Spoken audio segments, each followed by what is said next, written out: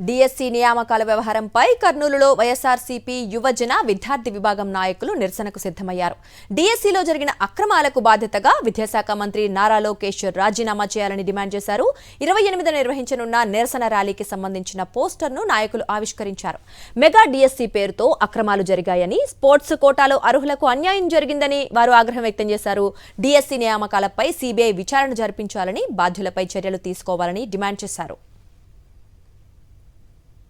డిఎస్సిలో జరిగిన అవకతవకల మీద ఇప్పుడు ఆ విధంగా కేంద్ర మంత్రి ఏ విధంగా అయితే రాజీనామా చేశాడో ప్రస్తుతం రాష్ట్రంలో ఉన్న విద్యాశాఖ మంత్రి కూడా రాజీనామా చేయాలనే డిమాండ్తో, అలాగే రాష్ట్రంలో యువతకు ఇస్తాన్న నిరుద్యోగ భృతిని సాధించాలనే ఉద్దేశంతో, అలాగే ఫీజు రియంబర్స్మెంట్ బకాయిలు, విద్యా దీవెన బకాయిలు, వసతి దీవెన బకాయిలు విద్యార్థులకు చెల్లించేంత వరకు పోరాటాలు చేయాలని మా పార్టీ తరఫున సంకల్పించి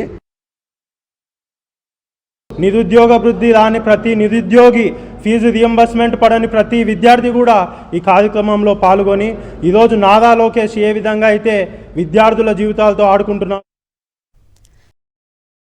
మరిన్ని అప్డేట్స్ కోసం ఛానల్ను సబ్స్క్రైబ్ చేయండి. నోటిఫికేషన్స్ కోసం బెల్ ఐకాన్ పై క్లిక్ చేయండి.